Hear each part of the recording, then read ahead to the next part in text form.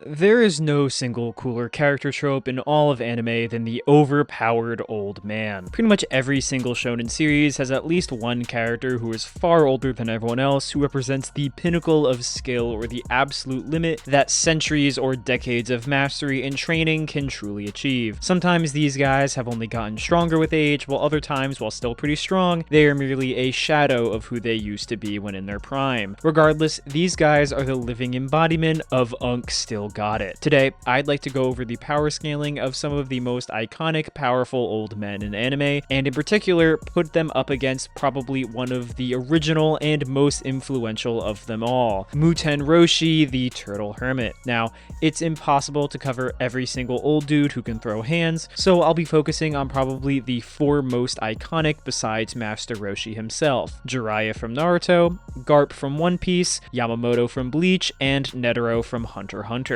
Would any of them be strong enough to surpass their predecessor, or is Roshi still the strongest? Let's find out. If you like this kind of stuff, make sure to like and subscribe, because most of you aren't, and let's jump right in.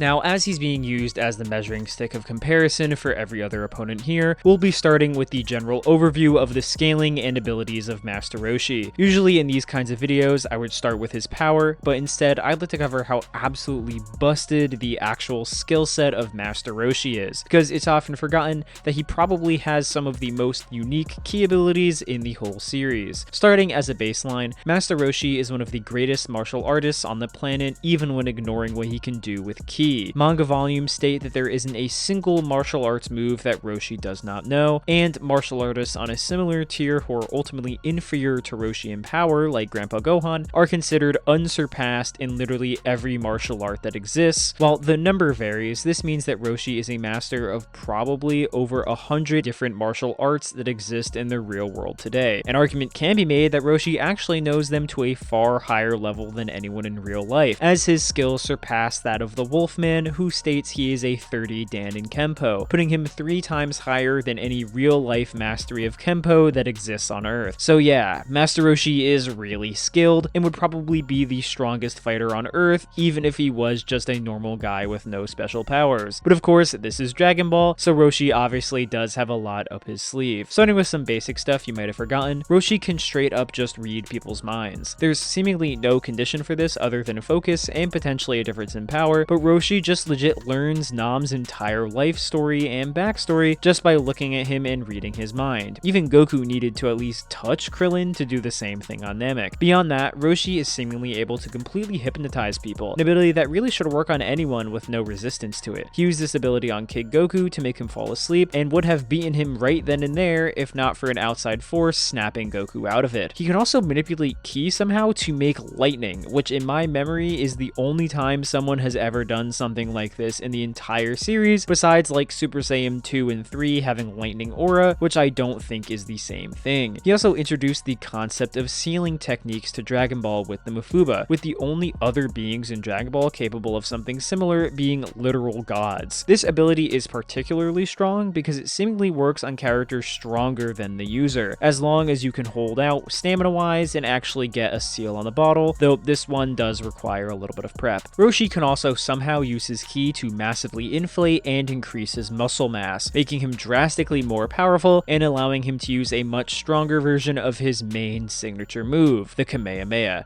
Now, we all know what the Kamehameha is, and after all, Roshi is the guy who literally invented it. It's the single most commonly used ability in the entire story of Dragon Ball, but Roshi's different Kamehamehas do nicely show off his different levels of power. You have base Roshi's Kamehameha, which should be around a power level of 139 to 180. You have buff Roshi's basic Kamehameha, which completely destroyed Mount Frypan, and you have buff Roshi's max power Kamehameha, which completely destroyed the moon. These two feats are essentially the entire basis for the scaling of original Dragon Ball and early Dragon Ball Z, with the pinnacle of the moon busting feat potentially actually being a display of planetary level power given some calculations. Now, unfortunately, Roshi essentially retires for the entirety of DBZ and only starts getting stronger again during Dragon Ball Super, Hunter, where he trains in secret and essentially becomes strong enough to once again hold his own, even being picked for the Tournament of Power over the likes of Yamcha, Goten, and Trunks, as even if he was weaker, the total sum of his abilities were deemed superior to literal Super Saiyans. During the lead up to the tournament, Roshi would be mind controlled and go on a rampage where he essentially stopped holding back his full power, and in this state he outright defeated Tien and was able to fight against base Goku. The manga goes about things a lot differently, with that filler arc just not happening. Instead, Roshi's most impressive showing there would be when he takes on Jiren and manages to dodge his attacks momentarily using the most basic principles of Ultra Instinct. But this isn't a real feat. He doesn't scale to Jiren, as the Pride Trooper was just surprised that this random old man moved so unexpectedly while he was holding back, but it's still an impressive showing of his skill nonetheless. So overall, besides the likes of Goku himself and the literal gods of Dragon Ball, few warriors are more skilled than Master Roshi. Combined with the power that defined all of Dragon Ball for years, Roshi is an absolute beast. But is he the strongest old man in anime? Let's find out.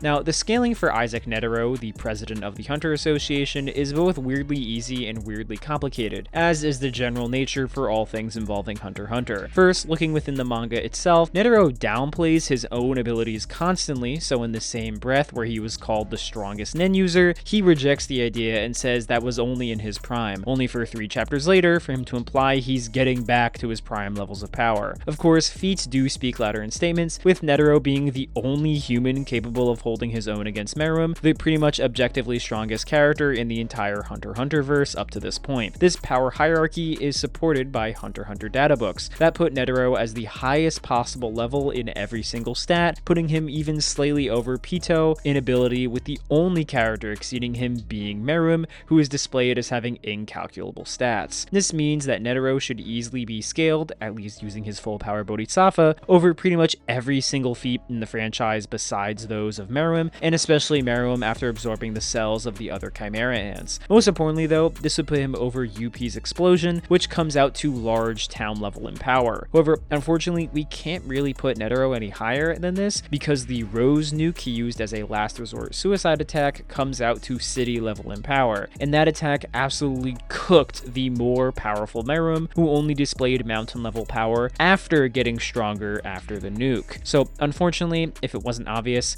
the entire Hunter x Hunter verse would be weaker than the very first Kamehameha we ever see get used by Roshi that completely destroyed a mountain, let alone one that destroyed the moon. So unfortunately, Netero is getting blown away. So let's move on.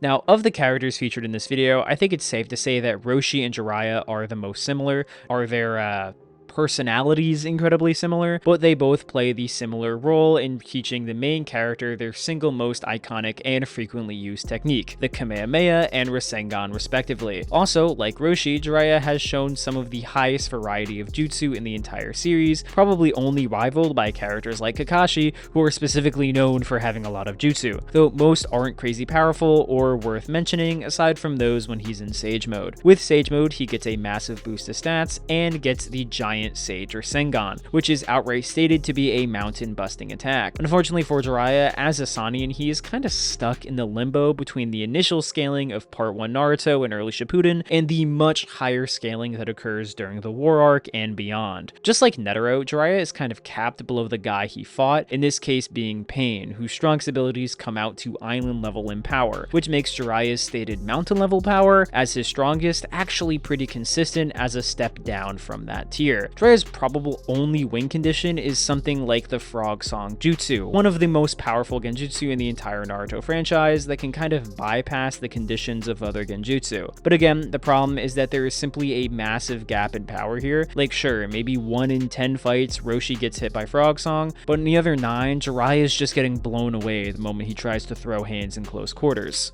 So again, let's just move on.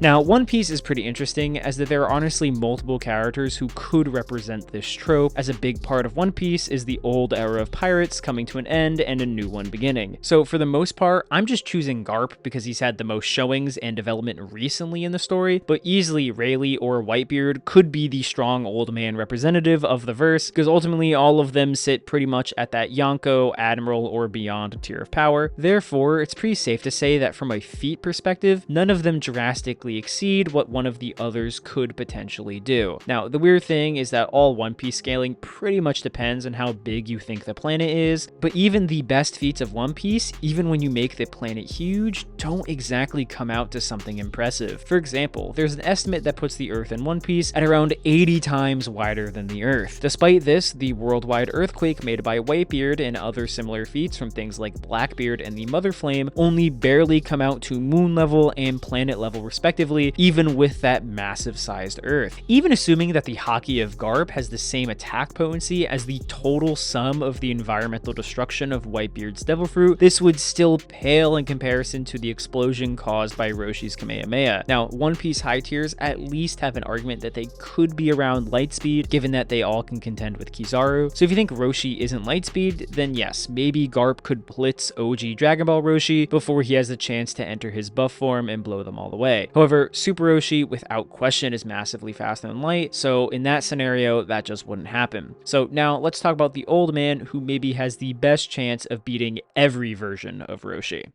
So here's the deal with Yamamoto. Obviously, he's one of the strongest guys in Bleach besides the pinnacle god tier characters, and he's got a super hot sword. The last time I talked about Bleach scaling, people really weren't all happy with what I had to say, so I'm just gonna take other people's word this time who are supposedly better at scaling Bleach than me. Let's see. Okay, solar system level, based off of Squad 0.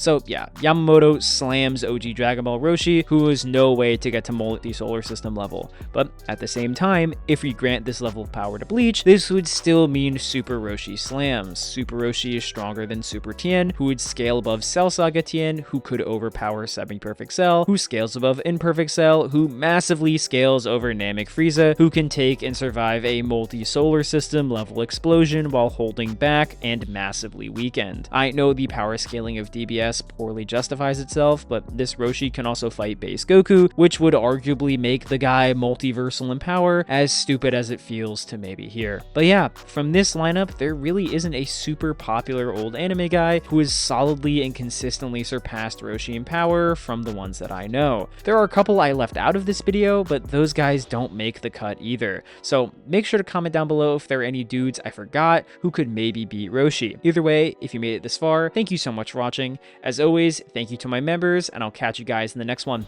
See ya!